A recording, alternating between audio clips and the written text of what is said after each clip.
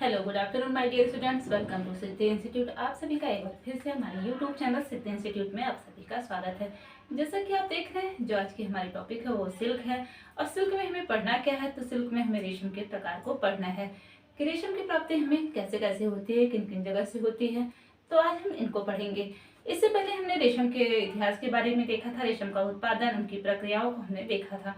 तो चलिए थोड़ा थोड़ा करके उन पे भी हम देखते हैं। इसके बाद हम अपने टॉपिक पे आते हैं। तो रेशम का जो जन्मदाता देश है उसे हम किसे कहते हैं, वो चीन है। रेशम की देवी किसे कहते हैं, शिलिंगची है। रेशम के कीड़े का नाम क्या है, तो बॉम्बेक्स मोरी है। रेशम के कीड़े का जीवन काल कितने दिन का है, तो 37 से 63 दिन। और अगर माह में देखें तो वो 2 माह का है। रेशम की खेती क्या कहलाती है, तो सेरीकल्चर कहलाती है। और रेशम में कौन सी प्रोटीन पाई जाती है, तो रेशम में जो है फाइब्रिन प्रोटीन पाई जाती है, उसमें से रेशम ग्रोथ पाया जाता है। रेशम के कीड़े का जीवन काल कितने दिन का होता है, तो 37 से 63 दिन का होता है। और रेशम के कीड़े की अवस्थाएं कितनी हैं, तो वो 4 अवस्थाओं से गुजरता है। कौन कौन सा, अंडा, लार्वा, प्यूपा, कीड़ा, ये उसकी 4 अवस्थाएं हैं। रेशम का जो है, रेशम का मापन यानी कि रेशम एक फिलामेंट है, और हम इसका मापन किस में करते हैं, तो फिलामेंट का मापन हम मीटर में करते हैं। तो यहाँ तक तो हमने पढ़ लिया था। और अब हम देखते हैं आज रेशम के प्रकार को। तो रेशम का जो है, रेशम के जो प्रकार हैं इनको हम 2 भागों में बांटते हैं। कौन कौन से, पहला जो है स्वनिर्मित रेशम यानी कि वाइल्ड सिल्क, और दूसरा कल्टिवेटेड सिल्क यानी कि उत्पादित रेशम। स्वनिर्मित रेशम होता क्या है, तो स्वनिर्मित रेशम में जो है इसको पालने, इसके कीड़े को पालने की आवश्यकता नहीं होती है। इसके कीड़े जो है जंगल के ओक के वृक्षों पर, ओक की पत्तियों पर क्या होते हैं, पलते हैं। और उत्पादित रेशम में इनके कीड़े को क्या होती है, इनके कीड़े को पालने की आवश्यकता होती है, जिनको हम शहतूत की पत्तियों पर पालते हैं, शहतूत के वृक्षों पर। और इनसे जो रेशम हमें प्राप्त होता है वो जो है चिकना रेशम तथा कैसा होता है, चिकना और चमकदार रेशम, हमें अच्छा रेशम प्राप्त होता है।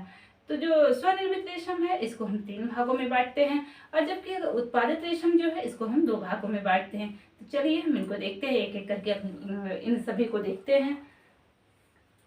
रेशम के प्रकार, ये कितने प्रकार के होते हैं, ये 2 प्रकार से हमें प्राप्त होते हैं। कौन कौन सा, पहला जो है वाइल्ड सिल्क, दूसरा कल्टिवेटेड सिल्क। पहला कौन सा है, वाइल्ड सिल्क यानी कि स्वनिर्मित रेशम। स्वनिर्मित रेशम यानी कि वाइल्ड सिल्क। दूसरा कौन सा है, उत्पादित रेशम, कल्टिवेटेड सिल्क। दूसरा कौन सा, उत्पादित रेशम।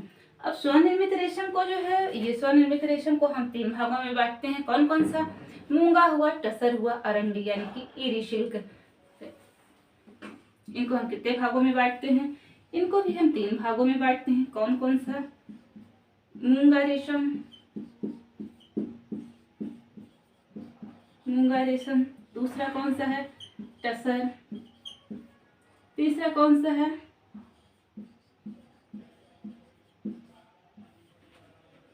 अरंडी यानी कि एरी सिल्क। क्या है, एरी सिल्क है। अब हम थोड़ा सा मूंगा रेशम के बारे में देखते हैं कि मूंगा रेशम के जो कीड़े होते हैं ये कहाँ पलते हैं, तो ये ओक के वृक्षों पर पलते हैं। और ओक की पत्तियों में टैनिक अम्ल की क्या होती है, उसमें पर्याप्त मात्रा में टैनिक अम्ल पाया जाता है। इस वजह से स्किन के तंतुओं में भी क्या होता है, टैनिक अम्ल पाया जाता है। और इसका रंग कैसा होता है, तो इसका रंग सुनहरा पीला होता है। मूंगा रेशम का जो कीड़ा होता है किन वृक्षों पर पलते हैं, ओक के वृक्षों पर। और इसकी पत्तियों में किस अम्ल की प्रधानता होती है, तो टैनिक अम्ल इसमें पाया जाता है। टैनिक अम्ल इसमें पाया जाता है। अगर इसका रंग कैसा होता है, तो इसका रंग सुनहरा पीला होता है। कैसा होता है, सुनहरा पीला होता है। अब जो टसर रेशम है, अगर हम इसको देखें तो ये किन वृक्षों पर पलता है, तो ये बबूल तथा ओक के वृक्षों पर पलते हैं इनके कीड़े कहाँ पलते हैं, ओक और बबूल के वृक्षों पर।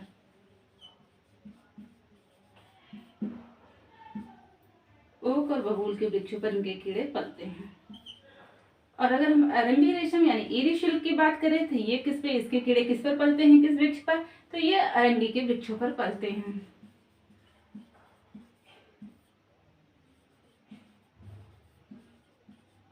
ये किस पर पलते हैं, अरंडी के वृक्षों पर पलते हैं। अब अगर हम उत्पादित रेशम की बात करें तो उत्पादित रेशम को हम दो भागों में बांटते हैं। तो उसमें कौन कौन सा है? एक तो रील्ड सिल्क, दूसरा स्पन सिल्क। इसको हम दो भागों में बांटते हैं। कौन कौन से? पहला लपेटा हुआ रेशम, दूसरा कता हुआ। पहला कौन सा रेशम है? लपेटा हुआ रेशम। लपेटा हुआ रेशम। दूसरा कौन सा है? कता हुआ यानी कि स्पन सिल्क। दूसरा कौन सा? कता हुआ रेशम। दूसरा कौन सा है? कता हुआ रेशम। अब थोड़ा सा हम देखते हैं ये लपेटा हुआ रेशम हमें कैसे प्राप्त होता है और कता हुआ सिल्क हमें यानी कि कैसे स्पन सिल्क हमें कैसे प्राप्त होता है।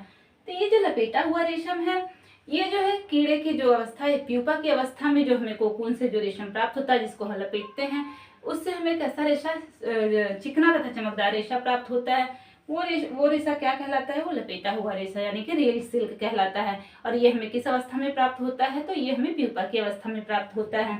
क्योंकि प्यूपा की अवस्था में ये जो 8 के आकार का जो खोल बना रहता है, वो कीड़े जो उसके अंदर रहते हैं, वो क्या कहलाता है? वो कोकून कहलाता है। उसी अवस्था में क्या करते हैं? हम उसको मार करके हमें जो कोकून से जो हमें रेशा प्राप्त होता है, जो लंबा रेशा प्राप्त होता है, वो क्या कहलाता है? वो लपेटा हुआ रेशा कहलाता है।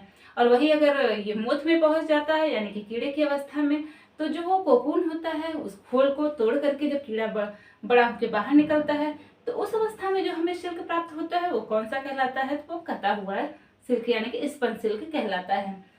अगर हम देखें ये लपेटा हुआ रेशम, इसको तो हमने देख लिया कि ये हमें कौन सा रील सिल्क यानी कि ये लंबा रेशा है, ये हमें प्राप्त होता है। कैसे प्राप्त होता है? ये प्यूपा की अवस्था में प्राप्त होता है। किस अवस्था में प्राप्त होता है? तो ये प्यूपा की अवस्था में प्राप्त होता है। और ये किस अवस्था में प्राप्त होता है? तो ये मोथ की अवस्था में प्राप्त होता है। और ये जो इसमें कोकून को हम क्या करते हैं? इसको हम गर्म पानी और साबुन के घोल में इसको कोकून को हम मार करके तब रेशे को प्राप्त करते हैं। उसमें से जो गोद रहता है, जो प्रोटीन रहती है, सब उसमें से क्या होता है? गोद उसमें से हट जाता है। सारे जितने भी अनवांटेड चीजें रहती है वो हट जाती हैं और हमें क्या होता है? लंबा रेशा प्राप्त होता है। और कटे हुए में क्या होता है? मोथ की अवस्था में कीड़ा तोड़ के निकलता है। तो इससे हमें जो सिल्क प्राप्त होता है वो हमें कता हुआ रेशम यानी कि टूटा हुआ रेशम प्राप्त होता है। अब हम देखें कता हुआ रेशम जो है ये हमें कई प्रकार से प्राप्त होता है। तो कौन कौन सा होता है? तो टूटे हुए कोकून के रूप में प्राप्त होता है। टूटा हुआ जो रेशा रहता है दोहरे कोकून से हमें प्राप्त होता है। फ्रिशन है, फ्लॉस है तथा स्क्रेप है, इन रूपों में हमें प्राप्त होता है। तो चलिए एक एक करके हम उनको भी देख लेते हैं। उत्पादित रेशम को, आई होप आपको इतना समझ में आ गया होगा।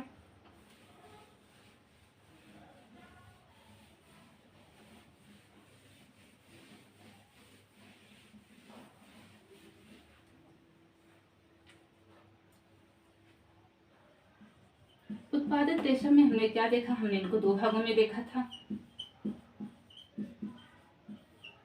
कितने भागों में देखा था इनको? हमने दो भागों में देखा था। कौन कौन सा? लपेटा हुआ रेशम यानी कि रील सिल्क, लपेटा हुआ रेशम, रील सिल्क, और कौन सा? कता हुआ यानी कि स्पन सिल्क, कता हुआ रेशम। इसको तो हमने देख लिया। ये जो लपेटा हुआ रेशम ये हमें प्यूपा की अवस्था में प्राप्त होता है, जबकि हमें कता हुआ रेशम कब प्राप्त होता है? ये मोथ की अवस्था में प्राप्त होता है।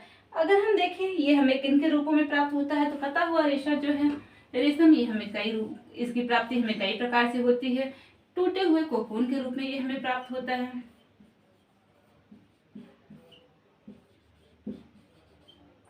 टूटे हुए कोकून के रूप में प्राप्त होता है। दोहरे कोकून से हमें प्राप्त होता है।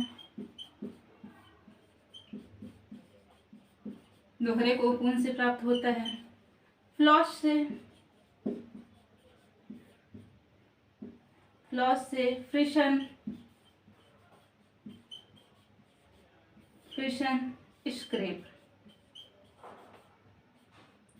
इन माध्यमों से हमें क्या होता है? ये कता हुआ रेशा प्राप्त होता है। अब अगर हम देखें टूटा हुआ जो ये कोकून है, ये टूटे हुए कोकून से हमें कैसे प्राप्त होता है? तो ये जब मौत की अवस्था में ये कीड़ा जब पहुंचता है तो तोड़ के जो कोकून हमें प्राप्त होता है वो हमें किससे प्राप्त होता है, तो हमें टूटे हुआ, उसको हम टूटा हुआ कोकून कहते हैं। अब ये दोहरा कोकून क्या है, जब ये दो जो कीड़े होते हैं, जो रेशम के जो कीड़े होते हैं, ये पास पास कोकून का निर्माण करते हैं, तो उनसे जो हमें रेशा प्राप्त होता है, जो रेशम प्राप्त होता है, वो हम दोहरे कोकून कहते हैं। अब हम अगर देखें ये फ्लॉस क्या है, तो ये जो फ्लॉस है ये रील से लपेटने से पूर्व जब हम कंघी करते हैं, ये जो लंबा रेशा रहता है, जब हम उसको लपेटते हैं उससे पहले जब हम उस पर ब्रश करते हैं, जो ब्रश करने के पश्चात जो हमें रेशा प्राप्त होता है वो क्या कहलाता है, वो फ्लॉस कहलाता है।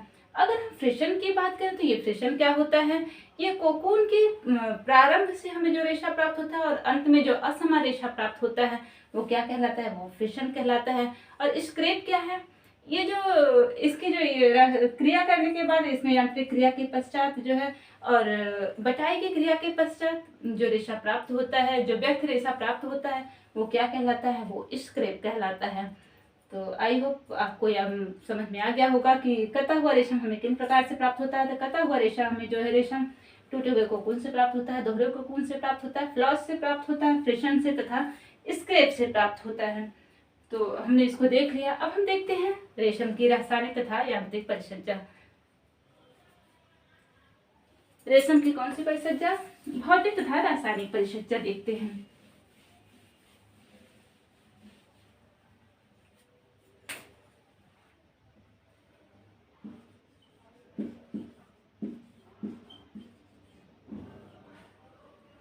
भौतिक तथा यांत्रिक, भौतिक तथा रासायनिक परिचर्या।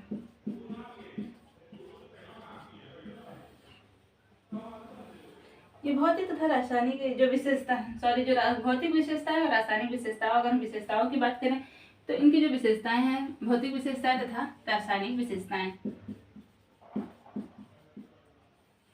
अब हम पहले देखते हैं भौतिक विशेषताओं को। हम देखते हैं भौतिक विशेषताओं में रेशम के तंतुओं में जो है इस रेशम में हमें क्या क्या प्राप्त होता है, तो इसमें CHON प्राप्त होता है, यानी कि क्या क्या प्राप्त होता है, कार्बन, हाइड्रोजन, ऑक्सीजन तथा नाइट्रोजन प्राप्त होता है। अब ये हमें कितने कितने परसेंट प्राप्त होता है, तो ये कार्बन जो है ये हमें 50% प्राप्त होता है। रेशम में कितने प्रतिशत कार्बन होता है, 50% कार्बन होता है। अगर वहीं हम हाइड्रोजन की बात करें तो ये 5% हाइड्रोजन पाया जाता है रेशम में।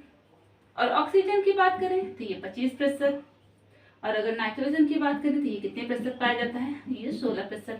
ये क्वेश्चन आपका टीजीटी और पीजीटी में पूछा हुआ क्वेश्चन है कि प्रोटीन में कितने प्रतिशत नाइट्रोजन पाया जाता है, तो हमारा आंसर क्या आएगा, 16%। तो प्रोटीन में इसमें जो है कितना प्रतिशत प्रोटीन पाया जाता है, नाइट्रोजन, रेशम में भी तो हमें प्रोटीन ही प्राप्त होता है। तो इस प्रोटीन में हमें कितने प्रतिशत नाइट्रोजन प्राप्त होता है, तो 16%। और अगर यही थोड़ा सा हम देखें उनमें, तो उन एकमात्र ऐसा रेशा है जिसमें सल्फर पाया जाता है। और सल्फर कितने परसेंट पाया जाता है, तो 4% उसमें सल्फर पाया जाता है।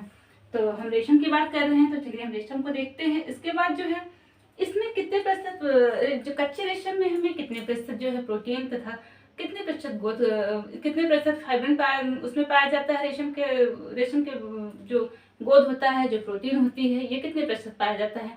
तो रेशम में जो ये प्रोटीन होता है ये 66 यानी 66% पाया जाता है। जो फाइब्रिन प्रोटीन है ये कितने प्रतिशत पाया जाता है इसमें, तो ये 66% होता है। अगर वहीं सेरेसिन की बात करें, गोद की, तो ये कितने परसेंट पाया जाता है, तो ये जो सेरेसिन गोद है ये जो है इसमें ये 22% पाया जाता है। कितने परसेंट पाया जाता है, ये 22% पाया जाता है। एक जल की अगर बात करें तो जल कितने परसेंट पाया जाता है, तो इसमें जल जो है 11% पाया जाता है। और 1% क्या होती है, तो 1% जो है इसमें तेल होता है। रंग तथा अशुद्धियां इसमें 1% पाया जाता है, किसमें, रेशम में।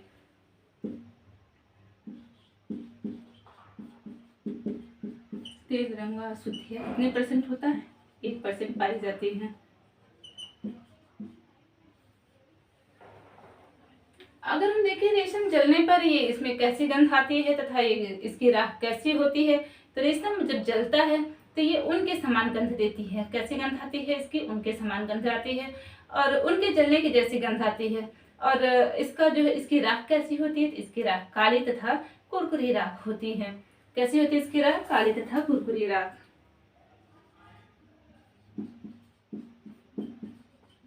कैसी होती है? काली तथा कुरकुरी राख, कुरकुरी राख प्राप्त होती है। और रेशम में जो है, रेशम कैसा, रेशम ज्वलनशील है कि कैसा है? तो रेशम अगर हम इसको जलाते हैं, अगर ये जो आग के पास जाता है तब तक ये जलता है, लेकिन अगर हम उसे दूर करते हैं तो क्या होती है? उसकी आग बुझ जाती है। यानी कि ये कैसा रेशम है? तो रेशम जो है अज्वलनशील वस्त्र है। कैसा है? अज्वलनशील वस्त्र रेशा है। और इसको हम देखें तो इसकी गंध भी हमने देख लिया, इसकी गंध कैसी होती है? इसकी गंध उनके जलने के समान होती है। और इसकी राख कैसी होती है? काली तथा कुरकुरी राख होती है। और अगर इसमें हम देखें रेशम में और क्या पाया जाता है, तो रेशम जो है ये अनुप्रस्थ काट में कैसा दिखता है तथा अनुदैर्घ्य काट में कैसा दिखता है। तो अगर हम इसको हम अनुप्रस्थ काट की बात करें तो ये अनुप्रस्थ काट में कैसा होता है? तो ये अनियमित और त्रिभुजाकार दिखाई देता है। कैसा होता है? अनुप्रस्थ काट में ये अनियमित और त्रिभुजाकार दिखाई देता है। और अगर अनुदैर्घ्य की बात करें तो ये बेलनाकार दिखाई देता है। कैसा होता है इसका? अनुप्रस्थ काट में कैसा दिखाई देता है? तो अनियमित और त्रिभुजाकार, अनियमित और त्रिभुजाकार। इसको अगर हम माइक्रोस्कोप से देखते हैं तो कैसा दिखाई देता है? ये हमें अनियमित और त्रिभुजाकार दिखाई। अगर अनुदैर्घ्य की बात करें तो ये बेलनाकार दिखाई देता है।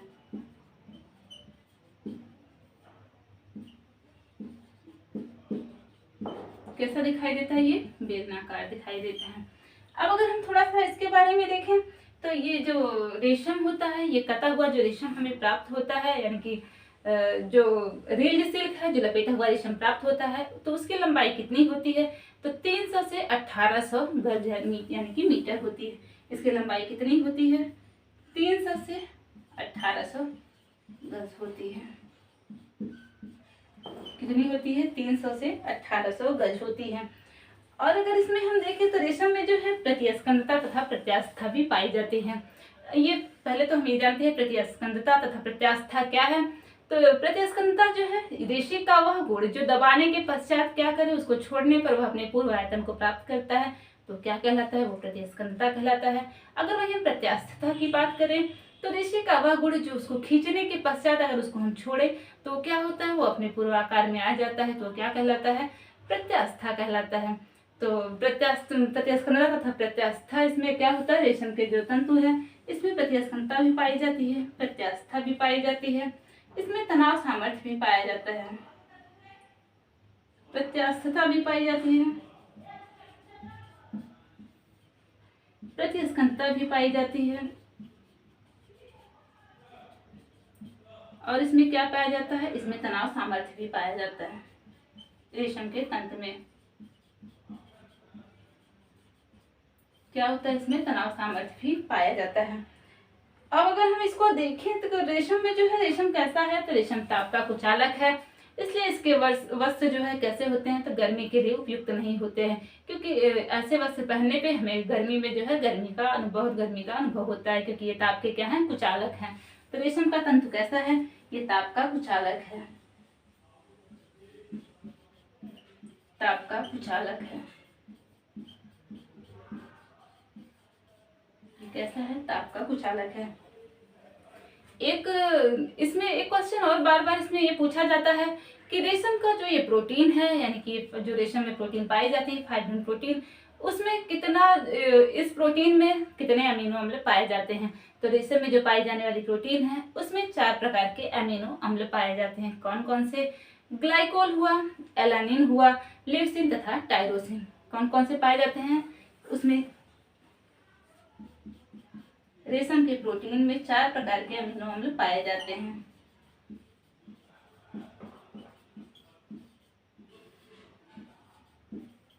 चार प्रकार के अमीनो अम्ल पाए जाते हैं।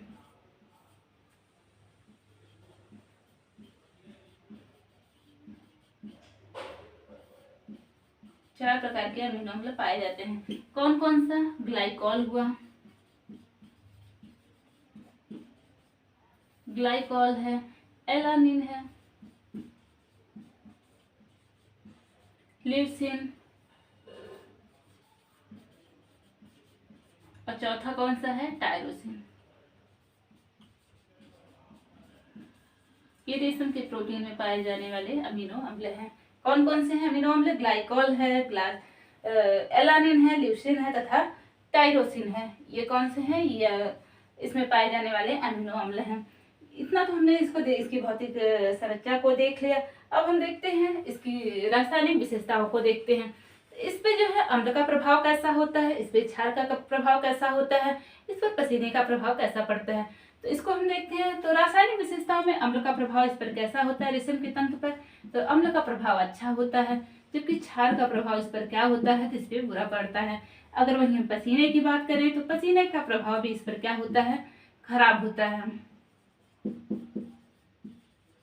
पसीने का प्रभाव भी इस पर क्या होता है, बुरा पड़ता है, क्योंकि जहाँ पसीने वाले स्थान का जो कपड़ा होता है वो रेशम का कपड़ा वहाँ फटने लगता है, रेशम का तंतु कमजोर पड़ जाता है। तो यहाँ पसीने का प्रभाव भी क्या होता है, बुरा पड़ता है। और इस पे क्षार भी क्या होता है, क्षार का प्रभाव भी इस पर बुरा पड़ता है। पसीने का प्रभाव अगर हम देखें तो पसीने का प्रभाव भी कैसा इस पे पड़ता है, तो पसीने का प्रभाव भी इस पे जो है खराब होता है। इससे क्या होता है, इससे रेशे कमजोर हो जाते हैं। अगर इसकी हम रंगाई की बात करें तो इसकी रंगाई के लिए जो है अम्लीय डाई का प्रयोग करते हैं। इससे जो है इस पे रंग क्या होता है, आसानी से पक्का हो जाता है। रेशम के तंतु पर क्या होता है, जो रंग है वो आसानी से पक्का हो जाता है। तो इस पे कौन से अम्लों का प्रयोग करते हैं, तो अम्लीय रंग का प्रयोग करते हैं।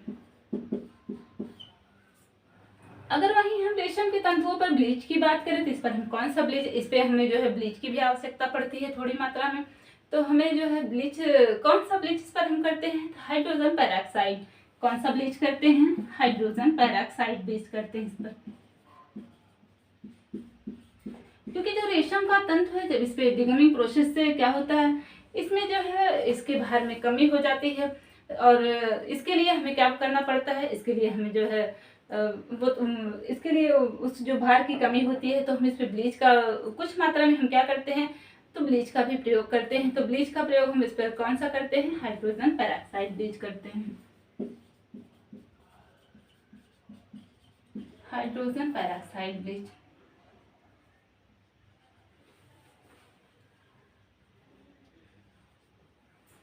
Hydrogen peroxide. और ये जो रेशम का जो वस्त्र है ये क्या करते हैं, जो है इसको हम आसानी से धो भी सकते हैं। और इस पे जो है धूल क्या होती है, ये जो रेशम का वस्त्र होता है इसको हम आसानी से धो सकते हैं। इसको आसानी से धोया और सुखाया जा सकता है, क्योंकि इसकी सतह जो है वो चिकनी होती है, इसलिए इस पर धूल क्या होती है, स्थिर नहीं होती है। इसलिए इसको आसानी से धोया और सुखाया जा सकता है। इस पर धूल क्या होती है, स्थिर नहीं होती है। धूल स्थिर नहीं होती है, स्थिर नहीं होती है, इसलिए इसे हम क्या करते हैं, आसानी से आसानी से धो सकते हैं। इसे हम क्या करते हैं, आसानी से धो सकते हैं।